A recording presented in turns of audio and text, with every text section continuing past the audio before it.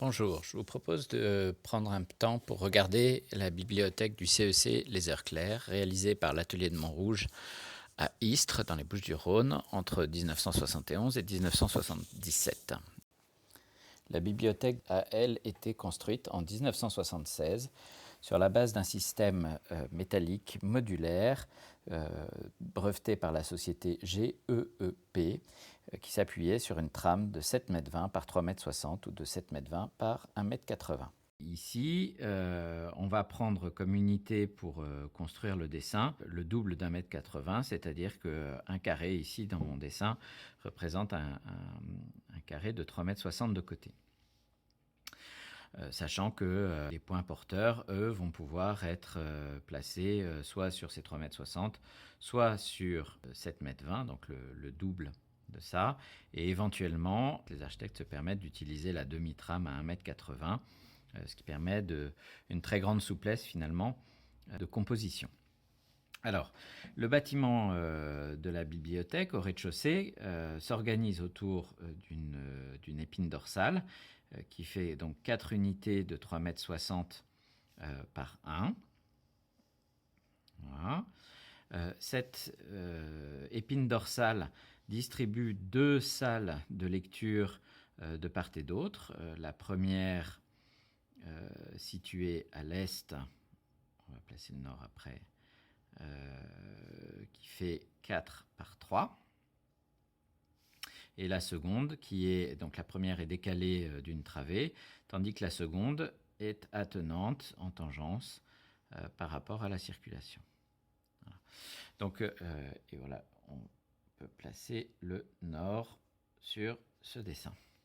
Voilà, le premier geste des architectes, c'est d'augmenter l'orientation et la dynamique de ce bâtiment en utilisant et en fermant, en utilisant des parois opaques qui vont orienter très fortement la direction générale et le fonctionnement général de l'édifice. Donc on rentre par ici, et cette utilisation de grands murs opaques va augmenter cette espèce de dynamique et de glissement de l'ensemble du bâtiment autour de cette épine dorsale. Cette épine dorsale se retourne à son extrémité sud par une rampe qui fait 4 unités par 1 et qui va donner accès à l'étage sur, on le verra après, une épine dorsale de distribution centrale avec donc la rampe qui monte en s'enroulant mais vers l'extérieur. Dans les deux cadrans qui restent, on va trouver d'une part dans le premier cadran ici un petit local dédié à l'écoute de disques, qui est donc placé à l'écart, et à l'intérieur de ce petit local une petite salle pour pouvoir faire des enregistrements. Et là encore, on retrouve l'utilisation des parois opaques pour accentuer les orientations de la pièce.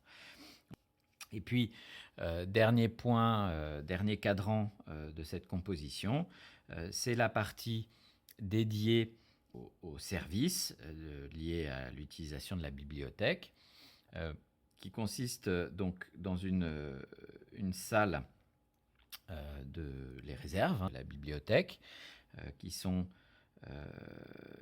contenues dans un volume de 4 par 3.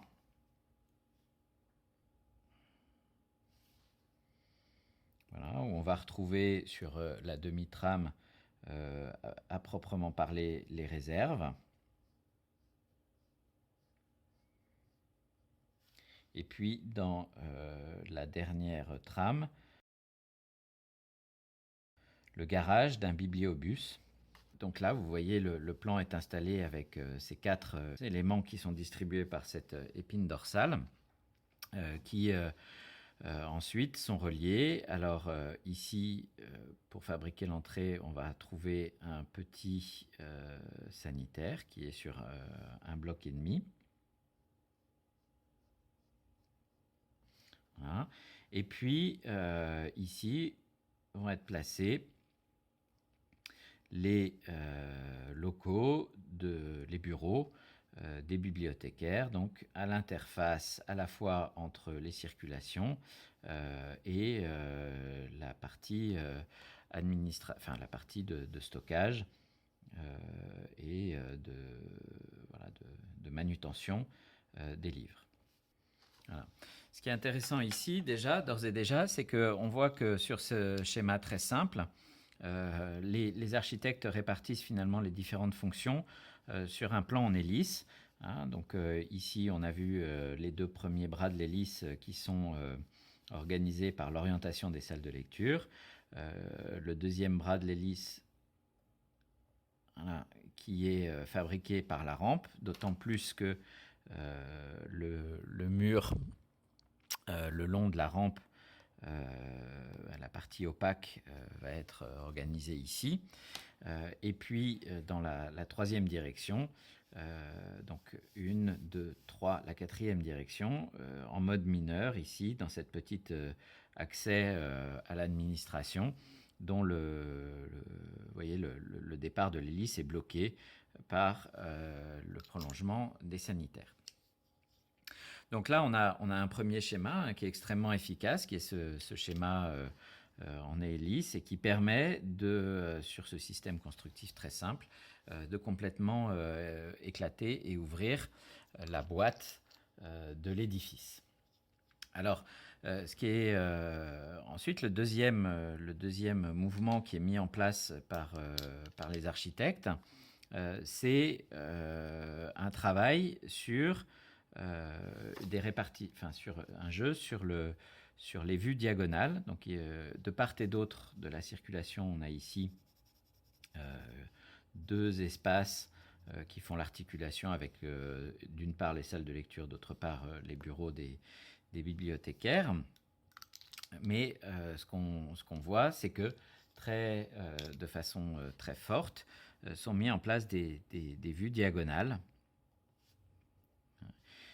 qui vont enrichir la lecture de cet espace central. Alors ici, on va retrouver deux points porteurs qui vont bien accompagner l'écriture de l'épine dorsale. Et puis, ce travail sur finalement ces vues diagonales va conduire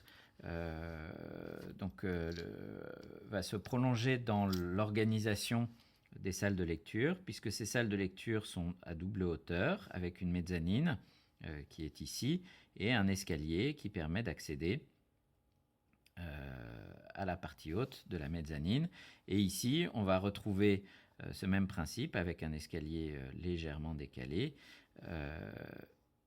voilà, qui va donner sur une mezzanine qu'on verra tout à l'heure à l'étage ici. Alors, juste un petit point sur ces deux salles de lecture. Probablement, tout à l'heure, je disais que cette salle de lecture était probablement la salle type, celle qui donnait la règle. Donc, cette salle de lecture, elle fonctionne en fait sur cette pièce de 3 par 4 à rez-de-chaussée, surmontée donc sur la moitié d'une mezzanine. Voilà, distribuée par un escalier latéralisé. Et la deuxième salle de lecture, ici, va reprendre ce même type, sauf qu'elle va la décliner un peu différemment. On va avoir la salle de lecture, toujours de 3 par 4, et la mezzanine est décalée horizontalement. Voilà. Donc elle fait l'objet d'un espèce de jeu de translation. Et on voit que ces deux salles de lecture, finalement, vont permettre aux architectes de prolonger le travail sur les vues croisées en fabriquant des vues diagonales comme ça, évidemment dans des dynamiques inversées. Ici, le bas vers le haut et ici, le bas vers le haut. Et puis, sur cette deuxième salle de lecture, ils vont augmenter un peu le travail sur l'hélice, et on va le voir juste après, mais on peut regarder donc cette salle de lecture. En fait, ils vont conserver l'idée d'une mezzanine au-dessus de la salle de lecture, donc cette double hauteur de la salle de lecture, mais celle-là va être en fait, on va y accéder par la rampe extérieure. Hop. Voilà. Qui va distribuer cette mezzanine. Et donc on retrouve évidemment ce petit fonctionnement en hélice. On va le retrouver dans ce petit volume en mode mineur, où ici le jeu sur les murs en fait redonne un peu en mode mineur le principe de l'hélice qu'on a trouvé, qui organise tout le bâtiment. Donc maintenant, à l'étage, on va retrouver la colonne vertébrale, l'épine dorsale, mais qui est un peu raccourcie, qui fait cette fois-ci 6 par 3. Donc je vous rappelle, une unité, c'est 3,60 m. On retrouve évidemment le plan. On va retrouver la rampe qui permet d'accéder à l'étage, sauf que comme le toit de cette partie-là est en bielle, ici on est sur la toiture terrasse, et ici on a donc l'accès de la rampe à l'étage. Ici, la salle de lecture haute, voilà, qui va venir occuper la mezzanine. Ici on retrouve l'orientation générale, la partie en double hauteur, et puis l'escalier, voilà, qui amène à une extension de la salle de lecture à l'étage. Et puis la deuxième salle de lecture, donc elle est toujours au même endroit. Voilà. Et ici, ce qu'on l'on remarque, donc elle fait toujours de 4. Voilà. Alors elle va englober et elle va venir fabriquer en dessous le perron, finalement le seuil d'entrée dans le bâtiment. Et à l'étage, on va retrouver la double hauteur de la mezzanine. Voilà. L'orientation clairement affirmée des murs qui orientent et qui clôt le bâtiment. Au bout de la circulation, les architectes nous font buter sur un petit volume qui est un autre volume de sanitaire. À partir de là, en fait, ce que vont organiser les architectes, c'est un renversement du fonctionnement en hélice. Alors, je place les éléments qu'ils ont rendus opaques volontairement. Voilà. Et on voit que ici, le bâtiment fonctionne un peu différemment, puisque l'hélice, avec cette rampe qui monte de ce côté-là et qui débouche sur la mezzanine, vont nous donner cette première direction.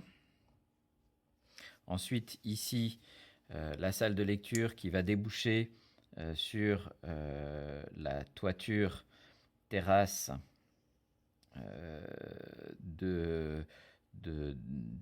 des stockages en bas va donner la dynamique dans ce sens-là.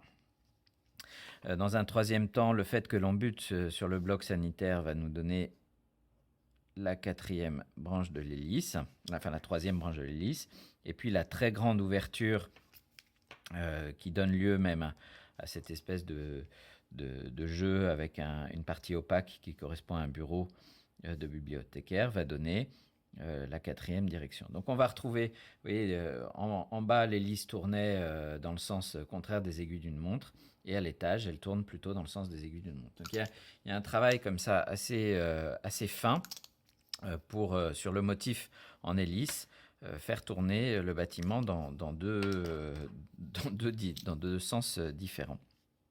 Donc là on trouve l'escalier, hop, et puis ici c'est une toiture terrasse accessible. dont on pourrait se dire, si on avait un projet à faire sur cet ensemble, que la végétaliser ne pourrait être que une manière d'en améliorer la qualité. Voilà.